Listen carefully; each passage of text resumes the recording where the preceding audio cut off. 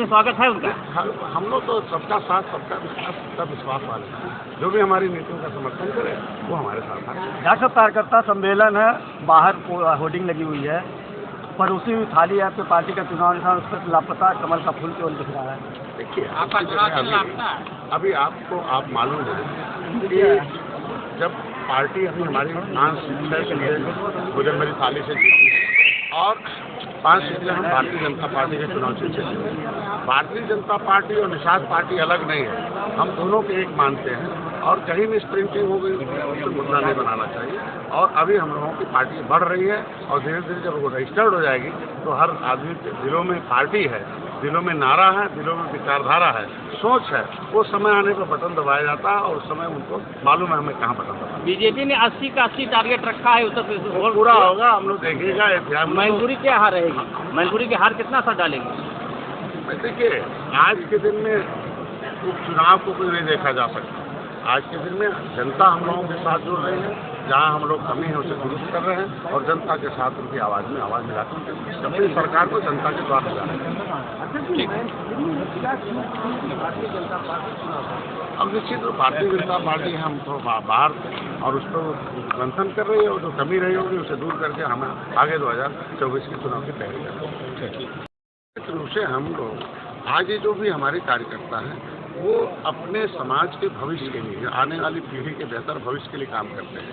अपने नाली खड़ंजा तो 70 साल तक मिलता रहा, लेकिन इन्हें सम्मान नहीं मिला, संवैधानिक अधिकार नहीं मिला, संविधान में इनकी हिस्सेदारी चाहिए, हिस्सेदारी के लिए काम कर रहे हैं। और निश्चित रूप से हम पूरे प्रदेश का दौरा कर रहे हैं, पूरे प्रदेश में हम चेक कर रहे हैं, देखें हमारे कार्यकर्ता कहाँ, हमारे वोट की संख्या कहाँ, हमारे मजबूत कहाँ, संगठन कहाँ कमजोर से मजबूत किया जा रहा है। और हम लोग अलग अलग नहीं है। भारतीय जनता पार्टी, मोदी जी ने जब हमारे प्रचार के लिए कहा कि भाई भोजन भरी थाली में डॉक्टर संजय के साथ मोदी योगी देख के बटन दबा देना, भारतीय जनता पार्टी को दबाए, तो मैंने भी कहा भाई कमल में मोदी जी के साथ डॉक्टर संजय को। आप भाजपा की सरकार बना रहे हैं 24 में और शिवपाल जी कह रहे हैं कि उनकी लंका हम ढा देंगे, परिवार एक हो गया है। देखिए, वही परिवार एक तब भी था, कहाँ अलग था भाई, परिवार एक ही था ना। कहाँ लड़े शिवपाल जी? 2022 में लड़े कहाँ? फिर भी नहीं जीत पाए। आप देख लीजिए किस तरीके से। तो परिवार के लिए उनको कोई देखिए, अपने वो परिवार के लिए पार्टी बनी है, तो हम पब्लिक के लिए पार्टी बनी है। भारतीय जनता पार्टी, निषाद पार्टी, हम लोग जो एनडीए है ये पब्लिक के लिए काम करते हैं और पब्लिक हमारे साथ है, इसलिए साथ है, बिना भेदभाव के हम इनके लिए सब कुछ काम करते हैं। सर, आप प्रधानमंत्री भी रहे हैं आजमगढ़ के और पीडब्ल्यूडी में बड़ा घोटाला किया गया है। 104 सड़कों को गड्ढा मुक्त करने के नाम पर बड़ी धांधली सामने आई है। कई करोड़ का घोटाला उसमें आया सामने। निश्चित रूप से हमारे मुख्यमंत्री जी को धन्यवाद दूंगा कि जहाँ भी ऐसे मामले आते हैं उसमें जांच होता है और जांच होने पर प्रभावी कार्रवाई होती है। जो भी उसमें रसूखदार भी हों फिर भी उनके खिलाफ बड़ी कार्रवाई होती है। वो जांच का विषय अगर आपके सामने आया है तो निश्चित रूप से सरकार और शासन उस पर जो है निगरानी करेंगे और जो होगा आवश्यक शासन पूरे मामले पर चुप्पी साधे हुए बोल नहीं रहे हैं, कुछ अधिकारी कुछ नहीं बोल रहे हैं। सिस्टम जब मामला सामने आया है तो सामने आएगा तो उसका परिणाम भी आएगा। अध्यक्ष जी, एक आरोप आपके सांसद भूषण शरण पर लगा, इस पर आपने क्या? देखिए, मैं देश के अस्मिता, देश के खिलाड़ियों के साथ हमारी पार्टी खड़ी है और वो जांच का विषय है। सरकार उस पर कर ऐसा भी होगा, उस पर निर्णय सरकार। नहीं, सांसद का ये भी कहना है कि ये जो हमारे ऊपर आरोप लगाया जा रहा है ये एक तरीके से पूरी पत्नियों द्वारा लगाया जा रहा है। जो भी कह रहे हैं, जो भी मामला सामने आया है उस पर निश्चित रूप से खेल मंत्रालय और खेल मंत्री और सरकार उस पर निश्चित रूप से जल्दी बढ़ाना है। डॉक्टर साहब, एक बिहार में कार्यकर्ता सम्मेलन है, उनका ये रामचरितमानस को उन्होंने कहा है कि ये नफरत फैलाने कानून बना के जो उजाड़ा था उसको फिर से कानून से इनको सुरक्षा देने के लिए जो मझवार नाम का है, सुरैया नाम का है, जो संविधान में सूचीबद्ध है, उसे इन्हें हम संवैधानिक अधिकार दिलाने में, इनको सुरक्षा दिलाने के लिए मैं तत्पद हूँ और ये इनका विश्वास कायम है। आज के दिन में देखिए, ये पूरे ब्लॉक स्तर के जो भी कार्यकर्ता हैं और इसको इनको धन्यवाद देना है कि आज के दिन में गंडक में और अपने नेता पर विश्वास किया और इनको भी हमें भरोसा दिलाना है कि आपका नेता हर जगह जो सड़क पर था अब सदन में है। आपकी पार्टी 9 काम 9 साल में बड़े बड़े किए हैं कि पार्टी निषाद राज किले को बढ़ा दी है। 2024 की क्या तैयारी है आज के दिन में आपकी पार्टी? आज 2024 में देखिए, भारतीय जनता पार्टी के साथ निषाद पार्टी का गठबंधन है और जिस तरीके से आज जिसे धीरे धीरे आप देखे होंगे कि 2019 में सपा बसपा हुई, फिर भी निषाद पार्टी खड़ी हुई और हम लोगों ने बहुत बेहतर परिणाम दिया। 2022 भी देखा होगा आपने, 37 वर्ष बाद पुनः जनता ने विश्वास कायम किया। यही समुदाय था मछुआ समुदाय। जब कांग्रेस का बटन दबाता था तो कांग्रेस जीरो थी, इन्हें जीरो बनाई। फिर इन्हें जब होश में आए तो कहे भाई ये तो गलत हो गया, साइकिल और हाथी का दबाते रहते इस साल। लेकिन उन लोगों ने तो इनके अपने लोगों को तो नौकरी दिया और अपने लोगों को, ढेर सारे लोगों को व्यवस्था दिया, लेकिन इनको हमेशा छला गया इनका वोट लेके। अब ये जो है आज के दिन में अब जान चुके हैं कि भाई हम वो वोट नहीं है, ईवीएम मशीन नहीं है, E for employ, B for बिला, एम फॉर मनी। ये सब व्यवस्था देने का एक गार्जियनशिप है। Politics is the guardianship of the public future and public finance and the development of the nationality. तो ये इनको पता चल गया कि मैं इनको एक प्रोग्राम बनाया है एजुकेटेड पर्सन, पढ़े लिखे लोगों को भी राजनीति पढ़ाया जाए और वोटर के पास जाना है, वोटर को सही बात बताना, उन्हें होश में लाना और सही जगह वोट डलवाना है। धीरे धीरे इनका 2024 में हम लोग तैयारी कर रहे हैं और बड़े भाई भारतीय जनता पार्टी है, जहाँ जहाँ कैसे भी होगा वो निश्चित रूप से। कितनी सीटों को जीत के लिए काम करते हैं, सीट के लिए नहीं। हमने आपने देखा होगा 2022 में हम लोगों ने जो भी सीटें ली, 15 सीटें हमें मिली, 11 हारी हुई सीटें थी, उसमें 9 हमने जीता। जो 3 हारे हमने, उसमें भी 2300, 2200, 2600, 10,000, 5,000 ये बहुत कम मार्जिन से हम लोग हारे। तो आज के दिन में हम लोग इतिहास रचने के लिए आए।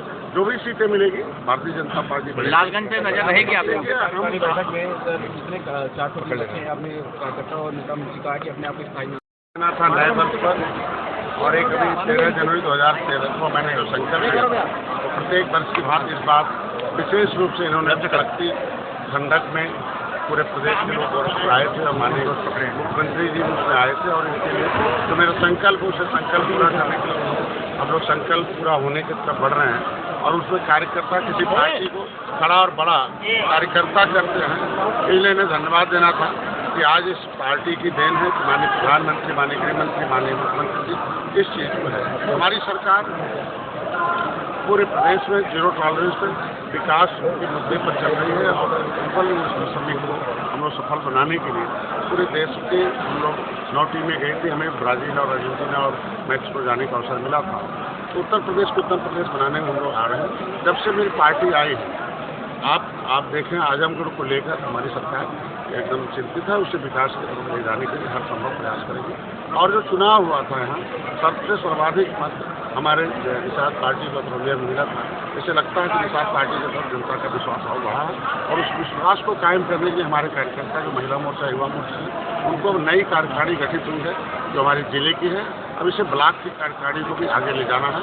महिला मोर्चा, युवा मोर्चा संगठन के हैं, राष्ट्रीय निषाद एकता परिषद है, जो निषाद जो ग्रेट युवा वाहिनी है, और इसके लिए इनको आमंत्रित करने आए हैं कि कभी त्रेता में भगवान राम निषाद राज को गले लगाए थे, तो एक निषाद राज और भगवान राम की गले लगी मूर्ति इलाहाबाद प्रयागराज में खड़ी हो गई है और उसको भारतीय जनता पार्टी ने वादा किया था, बहुत उसे पर्यटक स्थल भी घोषित किया है। तो श्रृंगेरपुर धाम जो हमारे भगवान राम जहाँ गए थे, गले मिले थे, और निषाद राज का किला है, उस पर हर साल हम लोग जयंती मनाते हैं। इस बार की जयंती 26 मार्च को पड़ रही है और पंचमी को उनका जन्म हुआ था, तिथि में नहीं, हमारी जो है तारीख में नहीं, हम तिथि में मनाते हैं, और नवमी को भगवान राम का जन्म हुआ था।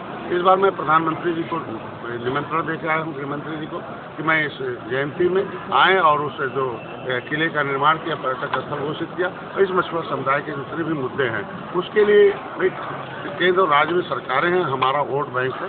अब इनको यही बताना था, आज के दिन में यही इनको पढ़ाना था कि द पॉलिटिकल पावर जो होता है वो सब कुछ देता है। अब आपको जो है, अब आपके मोहल्ले में जो पौवा बढ़ता था, अब निषाद पार्टी के पर्चा बंटने की वजह से धीरे धीरे निषाद पार्टी और ये मछुआ समुदाय के लोग अपने अधिकारों को लेने के लिए आगे आ रहे हैं। तो इसके लिए इनका टोपी, झंडा, नारा है और विचारधारा इनका नेता है। इस हथियार से, राजनीतिक हथियार से, जिस तरीके से सभी लोगों ने अपने अपने अधिकार लिए हैं, झंडे से अधिकार मिलता है, तो इसको नेता के प्रति, झंडे के प्रति, पार्टी के प्रति, अपने मिशन और विचार के प्रति, अपनी गरीबी खत्म करने के लिए हैं, वहाँ वो नफरत फैलाने वाला क्यों बता रहे हो? देखिए, नफरत तो इन लोगों ने फैलाया ना, नफरत नहीं फैलाते तो आज देश की दशा कहाँ करेगी। इन्हीं लोगों के हाथ में 70 साल से ना, जिस पार्टी के मंत्री हैं नीतीश को चाहिए उन्हें बर्खास्त करें। नीतीश जी उससे पहले इसी का गुणगान गाते थे, लेकिन अब अलग होने के बाद सुर बदल गया। जिन नेताओं का सुर बदल जाए उसके ऊपर कोई टिप्पणी नहीं करना चाहिए।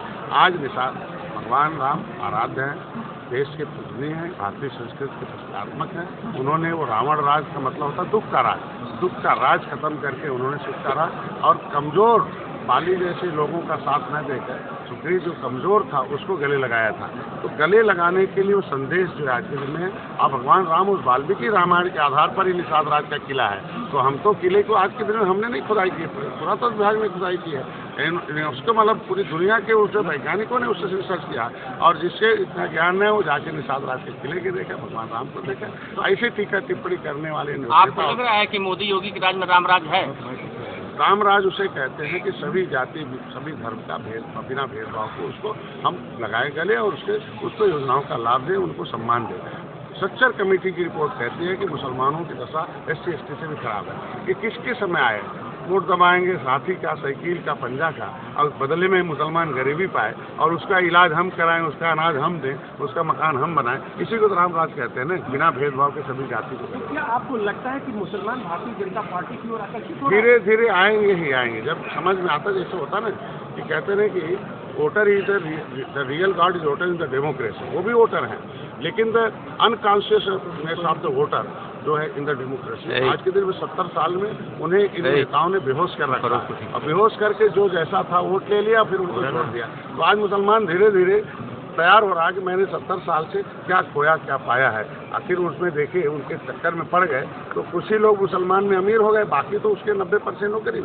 तो उनके झंडे उठाने से बदले में क्या मिला, हाथी साइकिल पंजा के। अब उन्हें सोच रहा है, और आज नहीं वोट देने के बाद भी भाजपा हमें क्या दे रही है, सम्मान दे रही है, शिक्षा दे रही है, उनके लिए काम कर रही है, उनके इलाज के लिए सब क्षेत्रों में है। तो ऐसा नहीं कि हम आज के दिन में भले हमारे वोटर मतलब मैं हूँ, फिर भी हम उनका साथ दे रहे हैं। यही तो मुसलमानों के अंदर आ रहा है जगह कि नहीं, हमारे साथ आना चाहिए और इनके साथ आना। और इसीलिए धारा 370 के बाद हिंदू मुसलमान राइट बंद हुई।